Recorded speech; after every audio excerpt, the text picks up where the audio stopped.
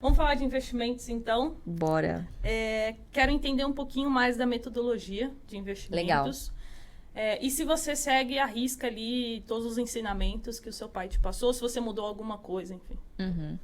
Eu acho que assim, seguir a mesma estratégia é diferente de você copiar a carteira, Sim, sim. né? Então, sigo a mesma estratégia, mas assim, já me desviei diversas vezes ao longo do caminho. Até por eu trabalhar como analista, cara, eu era obrigada a olhar para outros horizontes. Eu não podia só cobrir utilities, eu tinha que olhar petróleo, eu tinha que, né, varejo, frigorífico, construtora, que é tudo que meu pai, não digo abomina, mas assim, que ele evita colocar na carteira dele. Quando você Ele vai nem olhar. olha muito. Não, Nem... hoje a gente não olha, não cobre mesmo, assim, prefere ignorar. Por que isso, né? Você tem um foco ali.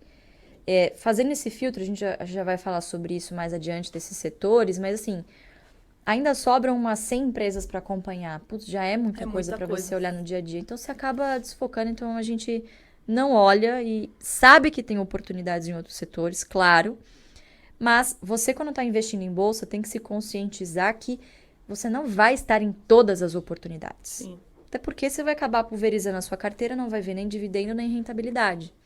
E é isso que as pessoas querem, né? Ver o resultado rápido. Ah, então vou pôr um punhadinho aqui, um punhadinho aqui. Não sei o que vai dar certo, mas alguma coisa vai dar certo. 1000% de R$ 1, né? Não adianta. Ainda é pouco, né? Então, se eu pudesse resumir a nossa estratégia hoje, eu acho que é você comprar muitas ações de poucas e boas empresas, pagando bons preços e elas têm que pagar bons dividendos, né? O pilar de tudo isso é a renda. É a renda que vai pagar o seu boleto no futuro, né? E esses boletos ficam muito caros no futuro, né? E o futuro chega muito rápido. Sim. Então, quanto mais cedo a gente se preparar para isso, melhor, né? Então, se o pilar é renda, eu preciso buscar setores que sejam perenes, que tenham previsibilidade de fluxo de caixa, né? E isso acaba, obviamente, reduzindo ali o horizonte de empresas que a gente tem que Sim. analisar, o que é muito bom. Então, eu sigo, sim, a risca estratégica, porque todas as vezes que eu saí por ganância ou por achar que iam vir dividendos rápidos, sabe assim? Tipo, vou dar um exemplo, Embraer. Puta empresa, muito boa empresa. Mas não necessariamente uma boa empresa é um bom investimento, Sim. que foi o meu caso. Então, eu entrei no papel, putz, excelente empresa, só que por que eu entrei? O que me levou a colocar esse ativo na carteira? Logo quando ela estava para fechar o deal com a Boeing, né, aquela fusão, faltavam só algumas burocracias para serem aprovadas na Europa, enfim, nos Estados Unidos, assim, detalhes, vamos dizer, detalhes. Só faltava aprovar a operação, estava meio que tudo fechado. E ela soltou um documento dizendo, olha, eu vou distribuir, sei lá, dava o equivalente, eu fiz as contas, deu o equivalente a R$ 8 por ação em dividendo. Eu falei, gente, é isso. Pô, a empresa soltou esse fato relevante. Maravilha, eu vou comprar isso aqui, R$ 8 de dividendo por ação, se subir ali, sei lá, uns 4, R$ 5, eu já vendo, né? Ok. Não é isso. Não é dividendo a qualquer custo, não é você fazer o ranking do maior para o menor. Não é assim que funciona, né? Comprei. Bom, veio pandemia, um monte de coisa aconteceu, papel derreteu. E eu falei, putz, eu tenho um ativo na minha carteira que eu não vou comprar mais porque é uma empresa que eu não quero manter na minha carteira. E também outro erro que as pessoas cometem, fazer o preço médio que a gente chama em empresas que elas não têm intenção de fazer posição. Então, esse negócio de caiu, comprou, ele é válido, mas se você tá seguindo uma trajetória que você esteja confortável. Agora, você comprou ali um papel para especular. Ah, depois eu vendo, vou fazer um tradezinho rápido aqui. E do nada você vira um investidor de longo prazo não por convicção, mas por obrigação. É o que mais acontece, né? É o que mais acontece, aquelas galinhas mortas que ficam na carteira e que você fica rezando, pelo amor de Deus, para subir, para você se livrar logo. Então, hoje eu sigo o jeito Barsi de investir por convicção, porque eu já fiz muita coisa, já fiz muita cagada na bolsa também e sei o que funciona para mim. Então, sigo a risca. Aproveitando o gancho, qual foi o pior investimento que você fez? Nossa Senhora. Você eu acho sempre que só investiu em ações, né? esse da Embraer, sim. Fundos de investimento, você nunca nem... Não, assim, eu já testei algumas coisas, eu acho que para você, não digo falar mal, mas para você criticar, para você falar o que é bom e o que não é, você precisa primeiro saber o que você não quer na sua carteira.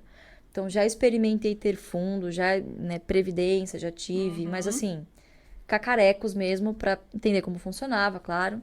Faz tempo isso, né? Hoje em dia não tenho mais, é 100% focado em em renda, em futuro e tá em bolsa, né? 100% eu digo assim, que eu considero investimento. Tem uma reserva de emergência que tá na renda fixa e não tem como fugir disso, né? Então, a gente não investe na renda fixa. Eu uso a renda fixa pro que eu preciso. E hoje tá ótimo, né? Então, hoje, para quem tá fazendo caixa, tá muito bom também a rentabilidade. Aí você tem um caixa de oportunidade. Tem um caixa de oportunidade também, que aí entra nos 5, 10% ali no máximo. No máximo. Onde você deixa tesouro? Não deixo no Tesouro. Porque o Tesouro, qualquer rebuliço, por exemplo, 2020, o Tesouro foi para... As negociações foram paralisadas. Sim. Então, não é um bom lugar para você deixar uma reserva de oportunidade.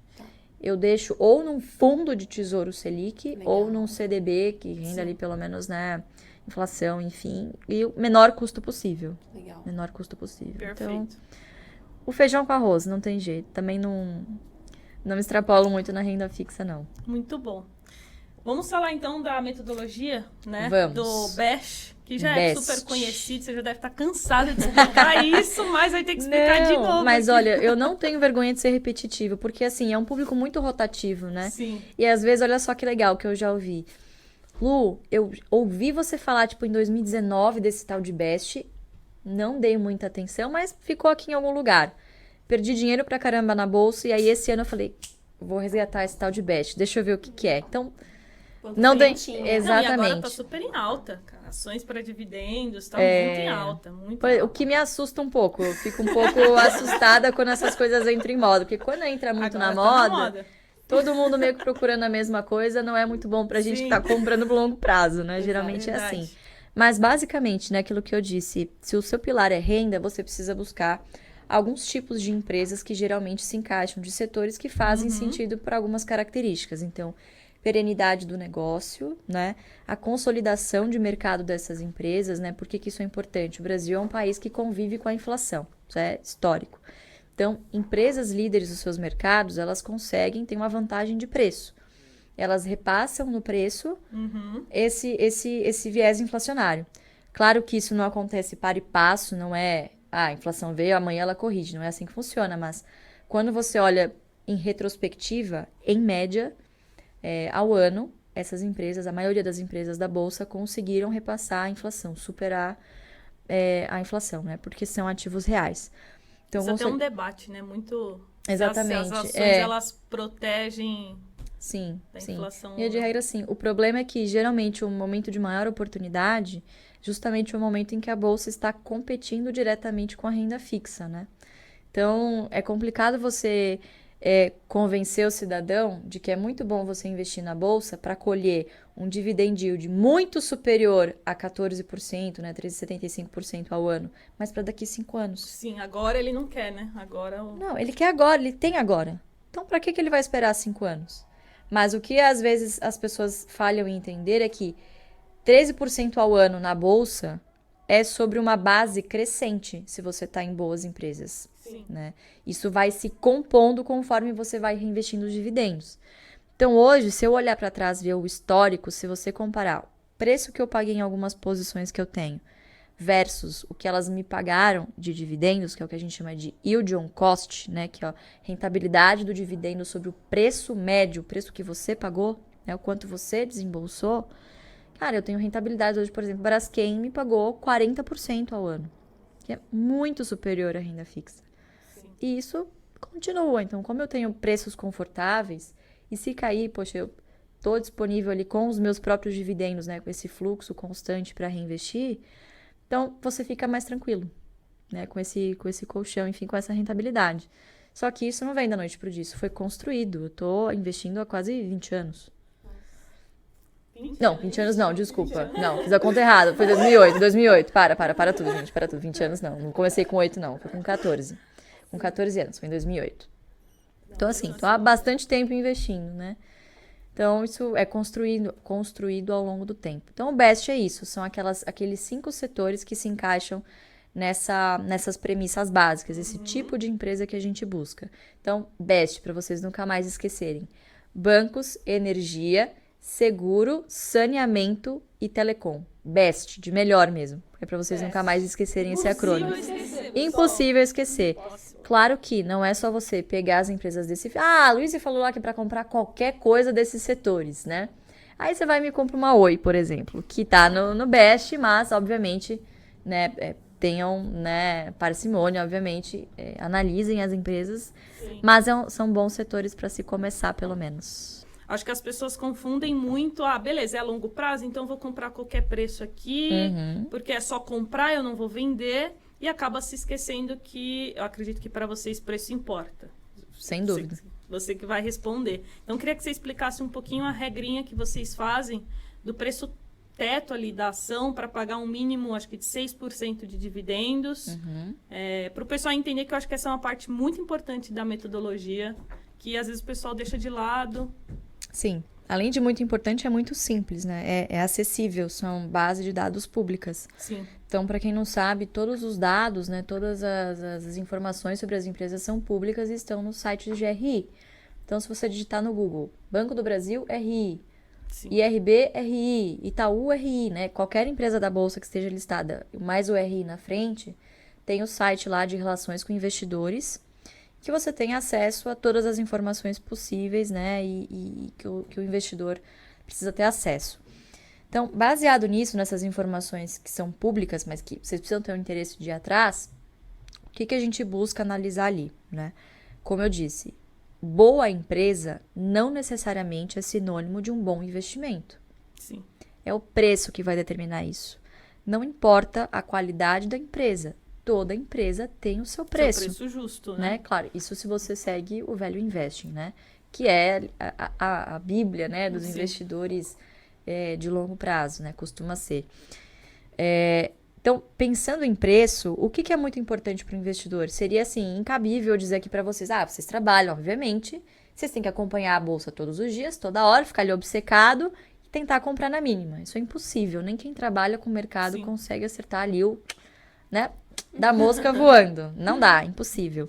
Então, a nossa preocupação foi, do Barsi na época também, foi desenvolver o que eu vou olhar para pelo menos não pagar caro por uma ação. Porque assim, se eu já sei que eu já não vou conseguir acertar o fundo, eu pelo menos preciso estabelecer ali o máximo que eu posso pagar por uma ação para eu receber ali alguma coisa que eu estou disposto. Então, qual foi o filtro que ele começou a usar? 6% ao ano só em dividendos. Às vezes as pessoas falam, putz, mas não é muito pouco, mas a gente está falando só de dividendos. Lembrando que se o dividendo deriva do lucro e o lucro ao longo do tempo é corrigido por inflação, a gente está falando de uma métrica real. Então ele não é 100% comparável com uma Selic, por exemplo. Da Selic você tira o IPCA e aí você tem a taxa de juros real. É com esse que a gente tem que comparar. Claro, no longo prazo é isso que faz sentido. Então, 6% é o teto. É o mínimo que eu quero receber. Com esse mínimo que eu quero receber, o que eu faço? Eu vou lá no site do RI, eu vejo a média, então isso é muito fácil, você vai somar os dividendos por ação em cada ano, divide por 5 ou 6, depende de quantos anos você analisar, você vai chegar ali na média de quanto mais ou menos essa empresa pagou nos últimos 5 anos. E dividir por 6%, 0,06. O que essa formulinha vai te cuspir ali? Que número é esse? Que é muito importante saber interpretar. É o preço teto. Então, esse preço teto é a minha margem de segurança, é o máximo que eu vou poder pagar por determinada ação para receber aquele mínimo de 6% ao ano em dividendos. Então, esse é basicamente o indicador que a gente sempre está olhando, né? Um dos principais? É um dos principais, na hora de tomar a decisão de comprar. Claro que antes de tomar a decisão de comprar o ativo, você precisa analisar a qualidade. Então, aí vem toda uma análise contábil. Então, você precisa analisar não só os múltiplos, mas também EBITDA, endividamento, liquidez, né? Todo aquele fluxo de caixa. Então, tem toda uma análise por trás. Estou falando já dos finalmente, né? Sim. Então, as pessoas acham que a gente faz um filtro por dividendo, o que está pagando mais no momento. Não, a gente gosta de histórico. Não necessariamente o que está pagando mais agora vai ser o que vai pagar no futuro. Então, por exemplo, a Taesa é uma que está sempre no top 10 das boas pagadoras. Está pagando muito bem agora, a tendência é que continue. Não nesse nível, porque depende muito do IGPM, né? Tende a uma normalização, mas eu não tenho dúvida que vai continuar ali pelo menos no top 10 nos próximos 10 anos, vamos dizer assim, como foi no passado, né? Então, é isso que a gente faz. A gente sempre está acompanhando esses números, que eles não ficam mudando toda hora. Eles só vão mudando se tem alguma mudança de perspectiva. Então, por exemplo, o Banco do Brasil pagava 30%, esse ano determinou que vai pagar 40% de payout, vai distribuir 40% do lucro. Opa, mudou meu preço teto, porque vai mudar o dividendo por ação que ela vai pagar, né? Então, você pode desenvolver duas métricas. Uma pergunta aqui, Luiz, ainda dá tempo de comprar Banco do Brasil? O que você acha? Olha, sempre dá tempo. A gente tem duas análises aqui, né? O pessoal se atém muito ao fato de ser uma controlada pela União, né? Então, tem a influência política.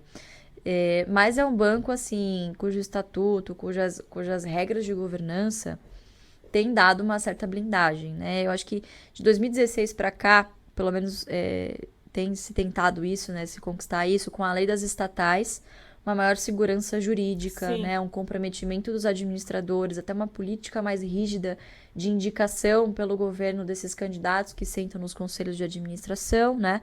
Então, hoje não é qualquer Zé Mané de qualquer partido que sentam nos conselhos de administração. São conselheiros também independentes de carreira, pessoas experientes e que, obviamente, também estão preocupadas com as suas reputações. Então, são pessoas que, teoricamente, têm um incentivo de tomar boas decisões para as empresas e para os acionistas que eles também representam. Então, eu acho que quando você tem ali investidores mais atentos, né, mercado prestando atenção nas estatais e administradores que estão, de fato, tomando decisões em prol da empresa e não do governo, do controlador, fins populistas, enfim, você tem ali melhores empresas com melhores governança. Não estamos ainda no céu, obviamente, muita coisa a melhorar, mas a gente evoluiu muito nesses últimos 5 anos. Vide, por exemplo, o que aconteceu com a Eletrobras, né? Sim. E toda a agenda de privatização que tá um pouquinho engasgada. Aos poucos, mas aos poucos a gente tá evoluindo. Mas, poxa, quanto tempo a gente já não fala de privatização de Eletrobras, né? E eu acho que as estatais vieram esse ano para fazer o pessoal morder a língua, né? Então, o pessoal que, não investe estatal, muito arriscado. Poxa, Banco do Brasil despontou em relação aos outros bancos. Eletrobras também, bom, agora é privatizada, mas o governo ainda tem uma boa parcela das ações, então podemos dizer que tem forte influência. Você tem aí empresas estatais, Petrobras também, que também despontou. Então, você tem aí empresas estatais que, poxa, estão ali no top 20 do Ibovespa. Sim. Banco do Brasil, então, é o seu favorito? Eu gosto muito. Acho que, assim, em termos de oportunidade de preço, hoje, neste preço, eu gosto mais de Santander. Mais Santander? Eu gosto, Acho que a disparidade, a assimetria de preço ficou hoje um pouquinho maior. Se você olhar, de novo, né, o passado, a média dos dividendos que o Banco do Brasil pagou, você talvez não compraria.